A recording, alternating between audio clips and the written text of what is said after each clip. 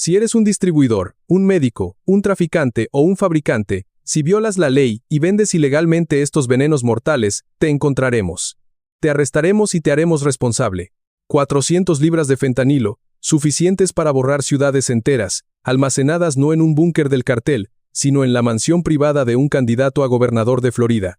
Junto a ello, rifles tácticos, libros contables encriptados del cartel y listas de envíos vinculadas a múltiples conglomerados de sobredosis en todo el estado. Esto no fue presión desde afuera. Fue corrupción diseñada desde dentro, protegida, financiada y blindada políticamente durante 15 años. No te muevas. Lo que viene después es más oscuro de lo que nadie jamás admitió. Y si crees que Florida merece la verdad, dale like a este video. 457 a.m. Dentro de la mansión de un político en Tampa Bay. Agentes del FBI y del DHS avanzaron por el pasillo como una marea silenciosa. Una luz de movimiento parpadeó una vez. Luego la puerta principal de acero explotó hacia adentro, bajo la fuerza del ariete. En ese instante, la imagen pulida de un respetable candidato a gobernador se hizo añicos junto con el marco. Dentro de una habitación lateral, los agentes se quedaron congelados ante lo que vieron. Apiladas en estantes metálicos reforzados había 400 libras de fentanilo, 160 libras de metanfetamina y filas de dinero sellado al vacío, 9.8 millones de dólares listos para el transporte. A lo largo de la pared adyacente, se encontraban 54 armas, AR-15 modificados, rifles de cañón corto y subametralladoras compactas, del tipo utilizado por los ejecutores de carteles, no por políticos estadounidenses. Pero la evidencia más incriminatoria esperaba en la encimera de la cocina. El teléfono desbloqueado de Whitford brillaba con chats encriptados activos del cartel de Juárez que detallaban rutas de envío, sobornos y protección política que se remontaban a 15 años. La redada terminó en minutos. La crisis que desató apenas comenzaba. 400 libras de fentanilo dentro de la casa de un político. Si eso te sorprende tanto como sorprendió a los agentes federales, escribe sí en los comentarios para que sepa que aún estás conmigo. Durante años, Marcus Dillon Whitford construyó la imagen pública perfecta como un empresario demócrata pulido, convertido en político, demócrata y candidato a gobernador de Florida. Construyó una imagen pública impecable. Aparecía en televisión cada noche atacando las políticas fronterizas republicanas y calificando los esfuerzos de aplicación de la ley como crueles. Pero detrás de esa imagen pulida, había una maquinaria financiada por el cartel. Todo su imperio empresarial era falso. 27 empresas consultoras, fantasma, 3 fideicomisos inmobiliarios fraudulentos y 11 organizaciones benéficas que existían solo en papel. Los registros financieros mostraron claramente el patrón.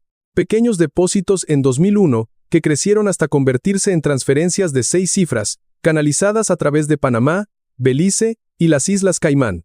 Tras su arresto, Whitford admitió que había protegido una red criminal de reclusos venezolanos fugados que llevaron a cabo 900 envíos de drogas y cientos de transacciones de armas.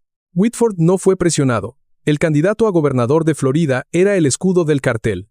Imagina a un candidato a gobernador de Florida protegiendo en secreto operaciones del cartel durante 15 años. Si quieres más investigaciones que expongan la corrupción política, toca like y suscríbete para no perderte el próximo capítulo. Los archivos tomados del portátil de Whitford llevaron a los agentes a un lugar que pocos creían que pudiera existir en suelo estadounidense. En lo profundo de los Everglades, a 18 millas al oeste de la Interestatal 75, drones de vigilancia identificaron un complejo escondido bajo capas de niebla pantanosa y sombras de manglares. Lo que al principio parecía un grupo de cobertizos, se reveló bajo infrarrojo como una fortaleza del cartel completamente diseñada. El perímetro estaba construido como una instalación de tiempos de guerra. Paredes reforzadas con acero y cubiertas de alambre de cuchillas. 4 torres de vigilancia elevadas, atendidas las 24 horas, y 5 vehículos blindados sin marcas patrullando continuamente el anillo exterior.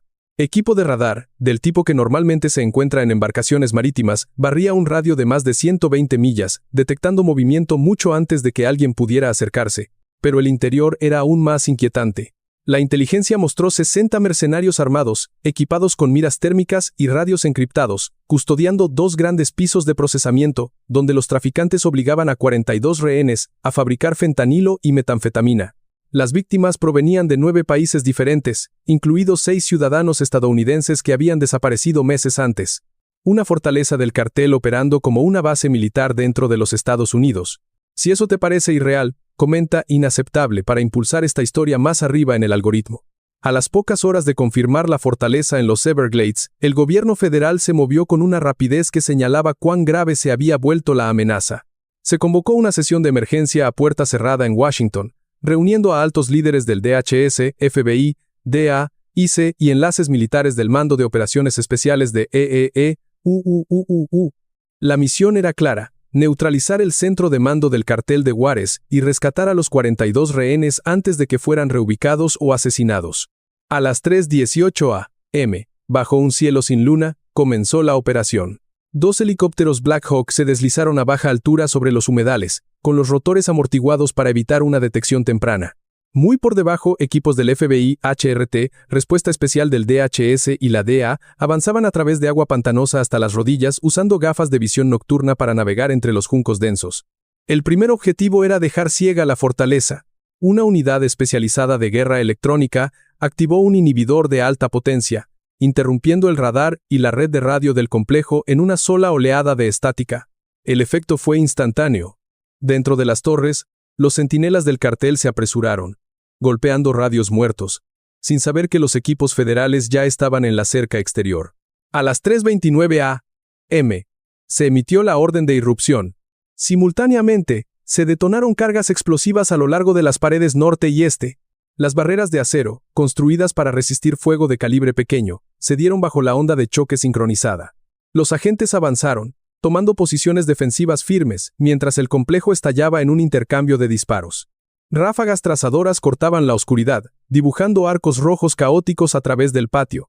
Los mercenarios del cartel lucharon ferozmente.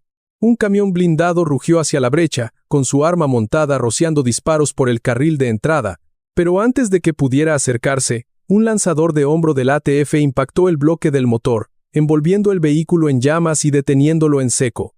Dentro del complejo, estalló un combate cuerpo a cuerpo. Los equipos federales avanzaron de habitación en habitación, despejando escaleras y pasillos de servicio donde los mercenarios intentaban reagruparse. El aire se llenó con el eco de rifles silenciados, comandos gritados y el choque metálico de casquillos gastados golpeando el concreto. A pesar de la intensidad, los agentes avanzaron con disciplina, empujando a los defensores hacia los pisos de procesamiento. Para las 3:41 a.m., la marea había cambiado. Un salón de procesamiento cayó. Luego, el segundo. Los mercenarios restantes intentaron una última resistencia cerca de la salida suroeste, pero fueron abrumados en minutos.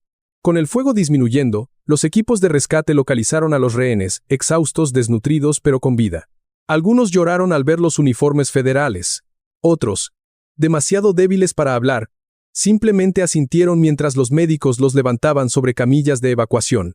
La revisión del complejo descubrió pruebas asombrosas. 420 kilogramos de fentanilo, 690 kilogramos de metanfetamina, 1.2 toneladas de heroína, 58 millones en efectivo y oro, y 117 armas. Muchas de ellas rastreadas a rutas de tráfico cruzado que Whitford había ayudado a proteger. En apenas 23 minutos, la fortaleza que operaba como un estado dentro del estado había caído. Pero el impacto de lo que reveló apenas comenzaba a extenderse por Florida y el país. La caída de la fortaleza de los Everglades no terminó con la amenaza, la detonó. A los pocos minutos de asegurar el complejo, los analistas federales comenzaron a extraer datos de dispositivos incautados, teléfonos desechables, tabletas encriptadas y unidades USB escondidas en paredes falsas. Lo que emergió fue un mapa de Florida cubierto de marcadores rojos, casas seguras, sitios de almacenamiento, mensajeros del cartel, corredores financieros y gestores políticos conectados a la red de Whitford. La fortaleza era solo el centro. Los radios se extendían por todo el estado. Al amanecer, se activó la Operación Sunfall, una cacería a nivel estatal que involucró al FBI, DHS, DEA, ATF, la Patrulla de Carreteras de Florida y oficinas de sheriff locales. El objetivo era simple: barrer cada célula antes de que los operativos de Juárez pudieran dispersarse. Las primeras redadas comenzaron a lo largo de la costa del Golfo. En Sarasota, se irrumpió en un condominio frente al agua a las 6:14 a.m. Los agentes encontraron a 2 contadores del cartel intentando quemar libros contables junto con 4.7 millones en efectivo envuelto al vacío. Ambos se rindieron sin disparar un solo tiro. Pero no todos los encuentros fueron tan tranquilos. En Lakeland, un convoy de 3 vehículos del cartel intentó huir hacia la Interestatal 4. Los patrulleros de Florida desplegaron bandas de clavos, mientras las unidades tácticas del DHS encerraban el convoy. Estalló un breve tiroteo dentro de un huerto de cítricos. Cuando el polvo se asentó, 6 operativos estaban bajo custodia, y los oficiales recuperaron cajas de munición marcadas para distribución. Al mediodía, la operación se expandió hacia el norte. En Gainesville, agentes del ATF allanaron un taller de fabricación de metales utilizado para convertir armas civiles en rifles automáticos ilegales. Se incautaron 39 carabinas modificadas, docenas de supresores y un armero colombiano que admitió haber entrenado a los mercenarios contratados por Whitford. Más al sur, en Fort Lauderdale, equipos federales irrumpieron en un almacén suburbano que desde afuera parecía abandonado. Dentro, los agentes encontraron un laboratorio móvil de fentanilo, aún caliente por la producción nocturna. 2 químicos ofrecieron resistencia, disparando desde detrás de mezcladoras de acero, pero fueron sometidos por una carga flash que destruyó su cobertura. La captura más dramática ocurrió cerca de Orlando. Un teniente regional de Juárez, conocido solo por el alias El Rostro, intentó escapar en bote a través de una cadena de lagos cerca de Winter Garden. Helicópteros localizaron su embarcación zigzagueando por aguas cubiertas de niebla. Después de una persecución de 14 minutos, un aerodeslizador del DHS lo interceptó. Fue encontrado llevando un maletín con pasaportes falsificados, llaves encriptadas y una lista de funcionarios aliados que Whitford había prometido proteger. Al final de las primeras 18 horas, 79 operativos del cartel fueron arrestados en toda Florida. Decenas más fueron identificados mediante grabaciones de vigilancia, rastros financieros y confesiones de miembros recién detenidos. Por primera vez en años, la red de Juárez en Florida no avanzaba. Se estaba derrumbando pieza por pieza, célula por célula, bajo todo el peso de los Estados Unidos. Cuando finalmente cesó el fuego, el pantano quedó en silencio de una manera que se sentía antinatural. El humo flotaba sobre los muros arruinados de la fortaleza, brillando débilmente bajo las luces de búsqueda de los helicópteros. Los médicos se movían rápidamente entre los últimos restos de escombros, atendiendo a los rehenes y estabilizando a los agentes heridos. Pero la operación no había terminado. Un edificio anexo separado en el extremo sur del complejo. Una estructura baja sin ventanas, parcialmente enterrada en el lodo del pantano, todavía mostraba signos de movimiento en los escáneres térmicos. Los equipos federales se reagruparon. Con los rehenes a salvo, los agentes se prepararon para lo que temían podría ser una emboscada final. Al acercarse al anexo, una puerta de explosión oculta se deslizó, y los combatientes restantes del cartel intentaron escapar desesperadamente. Una ráfaga de fuego automático atravesó el aire húmedo, obligando a las unidades federales a cubrirse detrás del muro exterior derribado. Los mercenarios empujaron con fuerza, intentando llegar a un muelle oculto que conducía a una red de canales del pantano. Nunca lo lograron. Un equipo táctico del DHS flanqueó desde la derecha, sus rifles cortando la oscuridad con precisión controlada. Los granaderos lanzaron 2 cargas flash hacia la entrada del anexo y la última resistencia colapsó bajo un avance coordinado. En 90 segundos, los últimos tiradores fueron neutralizados y el complejo quedó completamente asegurado. Solo entonces comenzó a asentarse el peso de la operación. La onda de choque política que siguió fue inmediata y severa. La revelación de que Marcus Dillon Whitford, una estrella política en ascenso y candidato a gobernador, había pasado 15 años sirviendo al cartel de Juárez, sumió a Florida en el caos. Helicópteros de noticias sobrevolaban la capital. Multitudes se reunieron frente a la oficina del gobernador exigiendo explicaciones, especialmente los ciudadanos mayores de Florida, muchos de los cuales habían admirado las apariciones pulidas de Whitford y su discurso sobre la renovación económica. La traición se sintió profundamente personal.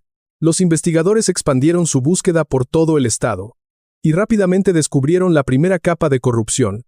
31 litroíderes empresariales, funcionarios del condado y donantes de campaña vinculados a las empresas fantasma de Whitford. Varios habían procesado transferencias bancarias que coincidían con las fechas de los envíos del cartel. Otros habían presentado aprobaciones aceleradas para almacenes que, en retrospectiva, servían como puntos de preparación para la distribución de drogas. 3 departamentos de policía lanzaron revisiones internas después de que los registros mostraran que paradas de tráfico que involucraban a mensajeros del cartel fueron desestimadas sin explicación. Un sheriff retirado admitió haber recibido honorarios de consultoría de una fundación afiliada a Whitford. Honorarios que, coincidentemente, se duplicaban cada vez que un nuevo envío del cartel pasaba por su jurisdicción. Para los ciudadanos comunes, el daño iba más allá de la ira. Era una ruptura de confianza. En reuniones comunitarias en toda Florida, los residentes mayores se paraban con voces temblorosas haciendo la misma pregunta. Si un hombre que quería ser gobernador está trabajando para un cartel, ¿quién queda para protegernos? Y, sin embargo, en medio de la agitación, el rescate de los 42 rehenes se convirtió en un punto de unidad. Sus historias de haber sido obligados a trabajar entre vapores químicos, de escuchar a guardias armados patrullando fuera de sus puertas, de no saber si vivirían otro día, recordaron al país por qué la redada había sido necesaria. La caída de Whitford y la destrucción de la fortaleza de los Everglades remodelarían la política de Florida por una generación, pero también enviaron un mensaje mucho más allá del Estado. Los carteles pueden infiltrarse, corromper y camuflarse, pero cuando los estadounidenses luchan juntos, incluso la fortaleza más fuerte puede caer. Lo que ocurrió en Florida es más que un caso criminal. Es un recordatorio, una advertencia de que la corrupción no siempre proviene de las sombras. A veces viste un traje, se para detrás de un podio y pide tu voto. Un político que se postulaba para gobernador estaba protegiendo una red del cartel, escondiendo veneno detrás de muros de lujo y apostando con la vida de millones. Pero esta historia también demuestra algo más grande. Cuando la aplicación de la ley, los ciudadanos comunes y la verdad están del mismo lado, incluso la fortaleza del cartel más fuerte puede caer. La integridad no es un eslogan. Es una responsabilidad que todos compartimos. Si crees que la rendición de cuentas debe aplicarse a cada político, cada funcionario, cada persona en el poder, deja un comentario abajo y dime qué te sorprendió más. Si quieres más investigaciones como esta, dale like a este video, suscríbete y compártelo con una persona que necesite conocer la verdad. Tu voz impulsa historias como esta hacia la luz.